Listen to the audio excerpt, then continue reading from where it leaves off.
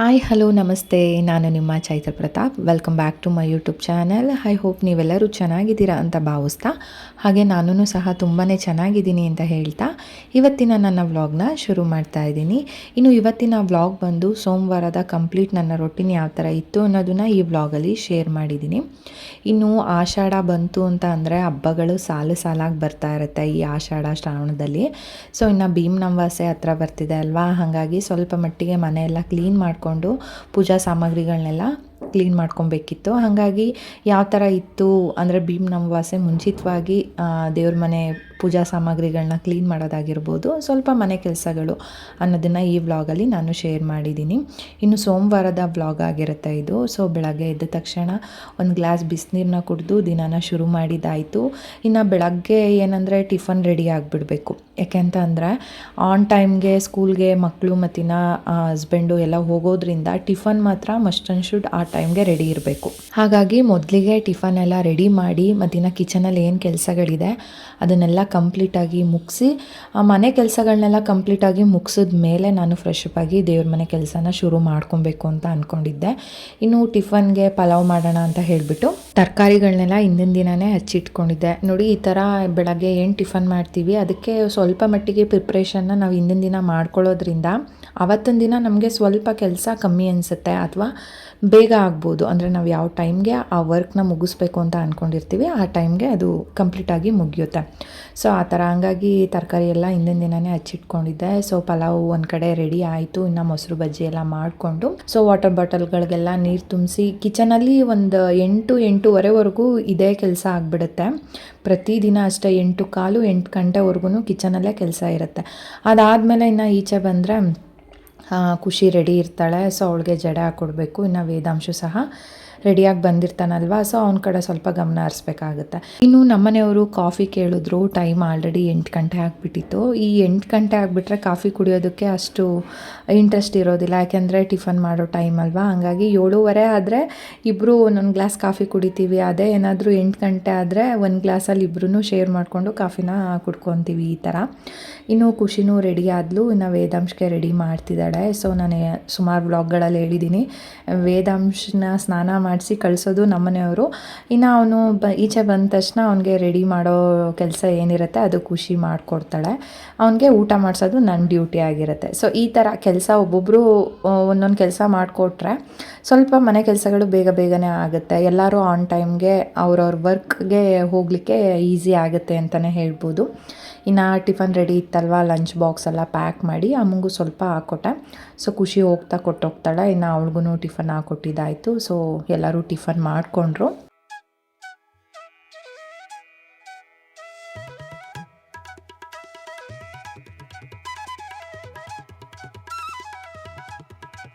ಇನ್ನು ಈಗಂತೂ ಯಾವಾಗ ಮಳೆ ಬರುತ್ತೆ ಯಾವಾಗ ಬಿಸಿಲು ಬರುತ್ತೆ ಅನ್ನೋದೇ ಗೊತ್ತಾಗೋದೇ ಇಲ್ಲ. ಸಡನ್ನಾಗಿ ಒಂದು ಸಲ ಈಚೆ ನೋಡಿದ್ರೆ ತುಂಬ ಜೋರಾಗಿ ಬಿಸಿಲು ಬರ್ತಿರುತ್ತೆ.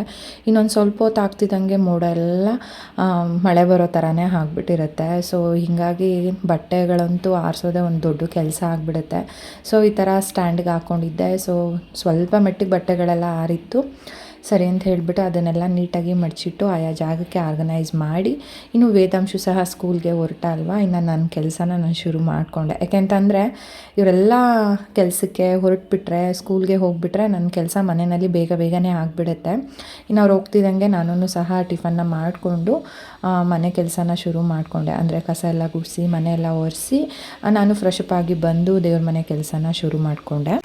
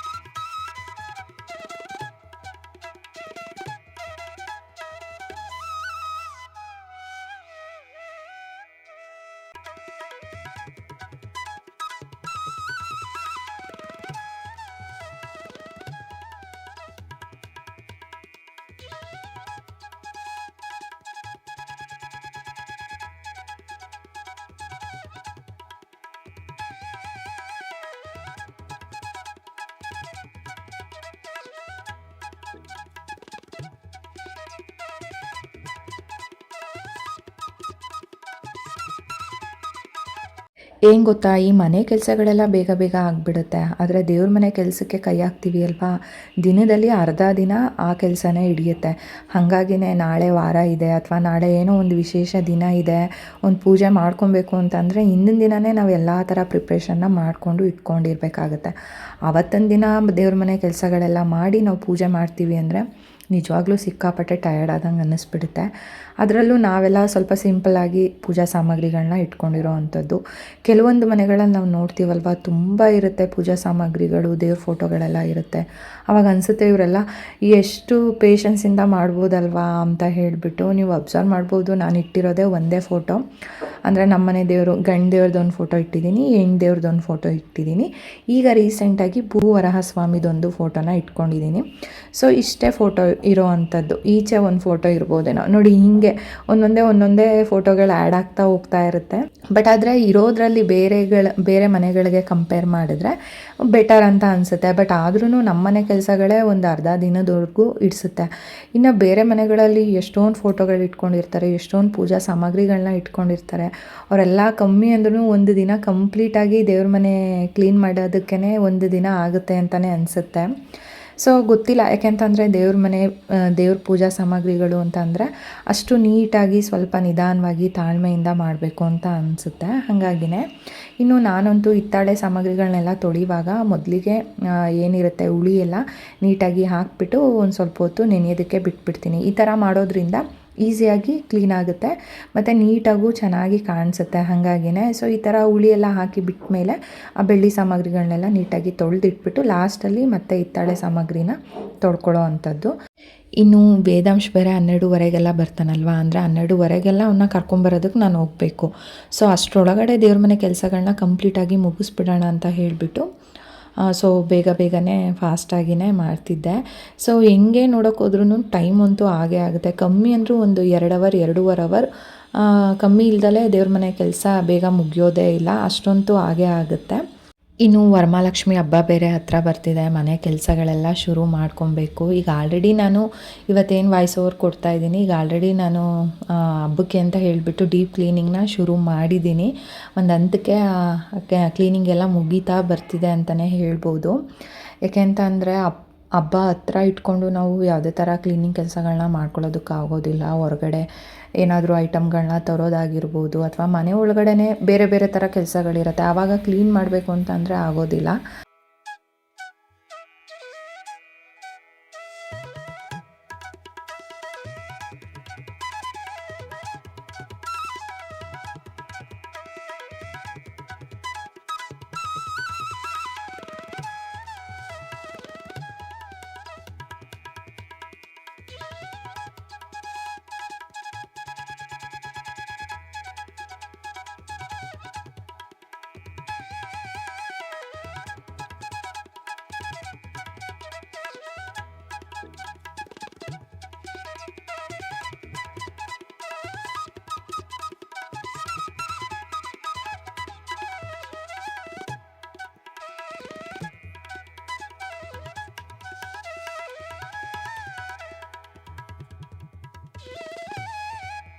ಸೊ ಫೈನಲಿ ದೇವ್ರ ಮನೆ ಮತ್ತಿನ ಪೂಜಾ ಸಾಮಗ್ರಿಗಳೆಲ್ಲ ಕ್ಲೀನ್ ಆಯಿತು. ಇನ್ನೂ ಒಂದು 1/2 ಅವರ್ ಟೈಮ್ ಇತ್ತು ನನಗೆ, ಅಂದರೆ ವೇದಾಂಶನ ಕರ್ಕೊಂಬರೋದಕ್ಕೆ.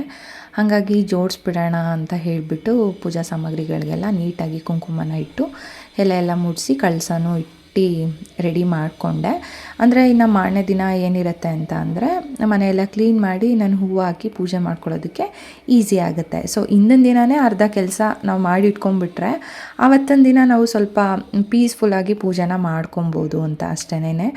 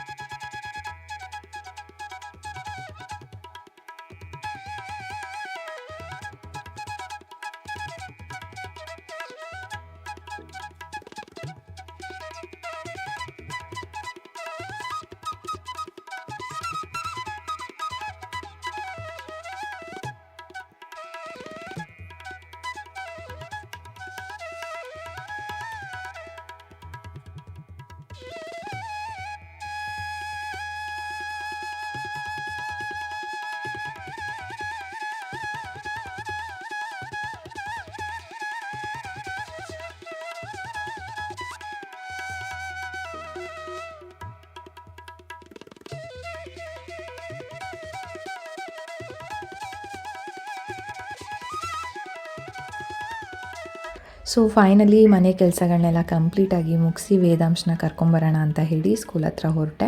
ಸೊ ಇಲ್ಲಿಗೆ ಈ ವ್ಲಾಗ್ನ ನಾನು ಎಂಡ್ ಮಾಡ್ತಾಯಿದ್ದೀನಿ. ಈ ವಿಡಿಯೋನ ನೀವೆಲ್ಲ ಪೂರ್ತಿಯಾಗಿ ನೋಡಿದ್ದೀರಾ, ಹಾಗೆ ನಿಮಗೆ ಇಷ್ಟ ಆಗಿದೆ ಅಂತ ಹೇಳಿ ನಾನು ಭಾವಿಸ್ತೀನಿ. ನಿಮಗೇನಾದರೂ ಇಷ್ಟ ಆಗಿದ್ರೆ ದಯವಿಟ್ಟು ಒಂದು ಲೈಕ್ ಕೊಡಿ. ಹೊಸದಾಗಿ ಯಾರು ನನ್ನ ಚಾನಲ್ನ ನೋಡ್ತಿದ್ದೀರಾ, ಸಬ್ಸ್ಕ್ರೈಬ್ ಮಾಡ್ಕೊಳ್ದಲ್ಲೇ ದಯವಿಟ್ಟು ಚಾನಲ್ನ ಸಬ್ಸ್ಕ್ರೈಬ್ ಮಾಡ್ಕೊಂಡು ನೋಡಿ ಅಂತ ಕೇಳ್ಕೊತ, ಮತ್ತು ನಾನು ನೆಕ್ಸ್ಟ್ ವ್ಲಾಗಲ್ಲಿ ಸಿಗ್ತೀನಿ. ಅಲ್ಲಿವರೆಗೂ ಸಿ ಯು, ಬಾಯ್ ಸ್ನೇಹಿತರೆ. Thank you.